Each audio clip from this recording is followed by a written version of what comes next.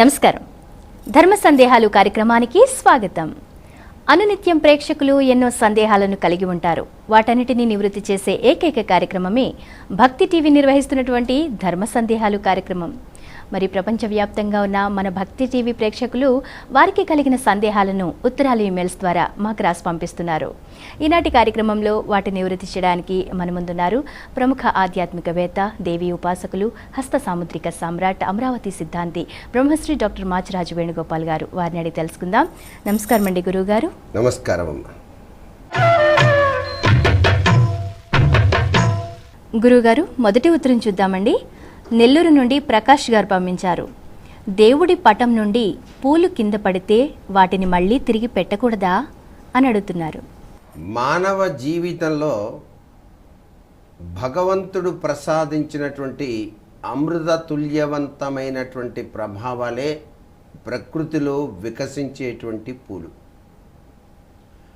ఈ పూలు కోసుకొని వచ్చి పరమేశ్వరుడికి కానీ లేక దేవుని పటాలకి కానీ పెట్టేటప్పుడు నిశ్చలవంతమైనటువంటి మనసుతో స్వామిని ఆరాధన చేస్తూ కృతజ్ఞతాపూర్వకంగా ఈ జన్మనిచ్చినందుకు స్వామిని శరణు వేడుతూ నమస్కృతాంజలి కడుస్తూ ఆ యొక్క అర్చనలో స్వామికి అలా అలంకరణలో భాగంగా కూడా పుష్పాలు ఉంచుతాం.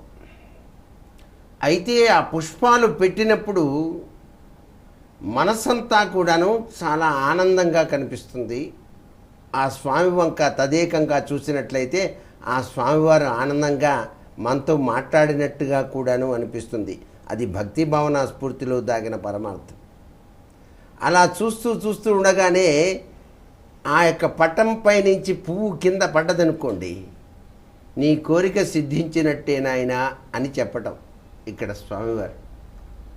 అలాగే ఒక్కొక్క దేవాలయానికి దర్శనం కోసం వెళ్ళినప్పుడు మనసు నిండా స్వామిని దర్శనం చేసుకొని హాయిగా ఆనందంగా ఆ స్వామి యొక్క లీలా వినోద తత్వాన్ని మనసు నిండా నింపుకొని ఆ స్వామి దగ్గరికి వెళ్ళి అలా నమస్కారం చేయగానే అప్పటి వరకు ఉన్నటువంటి అనేక అలంకరీకృతమైనటువంటి పుష్పాలలో ఒక పుష్పం గనక అలా పైనుంచి రాలిందనుకోండి, ఈ వ్యక్తి పడేటువంటి ఆనందం అనిర్వచనీయం కదా. ఆహా, స్వామివారు నేను వెళ్ళి నమస్కారం చేయగానే వచ్చావా అన్నట్టుగా అలా పుష్పం రాలింది, నాకు ఇంతకన్నా భాగ్యం ఏముంటుంది అని చెప్పేసి భావన చేయాలి. ఇంటిలో పూజ చేసేటప్పుడు కాడతో ఉన్నటువంటి పుష్పాన్ని కోసుకుని వచ్చి చక్కగా ఆ కాడ కిందకి వచ్చేటట్టుగా పైన పుష్పం ఉండేటట్టుగా ఆ యొక్క ఫోటో పైన పెట్టాం. మీరు తదేక్యమైనటువంటి ధ్యాన తత్పరతో స్వామివారిని ఆరాధన చేస్తున్నారు. నీ యొక్క కోరిక నెరవేరాలంటే ఇక్కడ కార్యకారణ సంబంధం ఉండాలి కదా, ఆయన చెప్పాలి కదా. మరి అటువంటి సమయంలోనే ఆ ఫోటో వెనకాల బల్లి ఉంది. ఆ బల్లి వచ్చి ఆ పువ్వుని ఆ కాడని పైకి ఇట్లా అన్నది, వెంటనే పువ్వు కింద పడేది. అద్భుతం, ఆనందం, అమోఘం. అంటే కార్యకారణ సంబంధానికి నాంది వాక్యం పలికింది ఎవరు? ఆ పరమేశ్వరుడే కదా.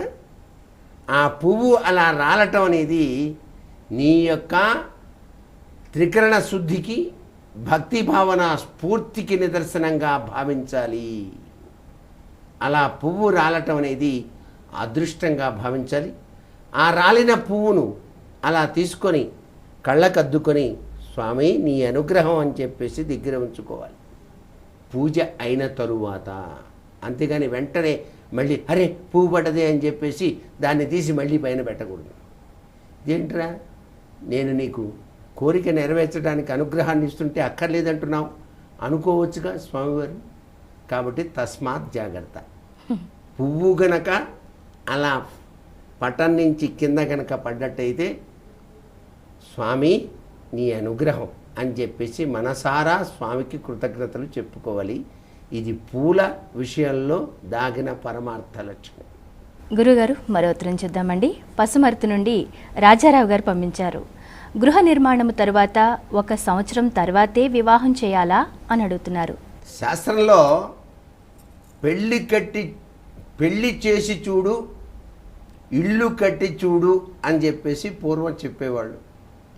ఈ రెండూ కూడా భారవంతమైనటువంటి ప్రభావాలే మానవుడికి. పెళ్లి చేయాలంటే మాటలు కాదు కదా మరి, అలాగే ఇల్లు కట్టాలన్నా కూడా మాటలు కాదు.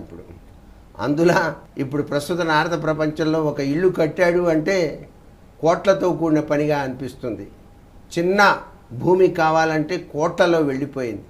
సామాన్య మానవుడికి అందుబాటులో ఏం లేదు. అయితే భగవంతుని కృపారస దృష్టి వల్ల వివాహం నిశ్చయం చేసుకొని వివాహం చేసిన తర్వాత వెనువెంటనే గృహ నిర్మాణం చేయకూడదు. ఎందుకంటే అది ఖర్చే ఇది ఖర్చే కాబట్టి 2 ఖర్చులు కూడాను విపరీతమైనటువంటి భారం అవుతాయి అనేటువంటి ఉద్దేశంతో పూర్వం ఇల్లు కట్టి చూడు, పెళ్లి చేసి చూడు అనేటువంటి సామెత ఉండేది. వాస్తుశాస్త్రరీత్యా కూడాను ఒక వివాహం చేసిన తర్వాత సంవత్సర కాలం పాటు గృహ నిర్మాణం చేయరాదు అని చెప్పేసి మనకు శాస్త్రరీత్యా చెప్పినటువంటి విశేషాన్ని గుర్తుపెట్టుకోవాలి. కళ్యాణ కారకత్వ స్వరూప తత్వం పరమేశ్వరానుగ్రహం వల్ల జరుగుతుంది. అలాగే గృహయోగం కూడాను ఈశ్వరానుగ్రహం వల్లనే సిద్ధిస్తుంది. ధర్మ సందేహాలు కార్యక్రమంలో ఇప్పుడు ఒక చిన్న విరామం.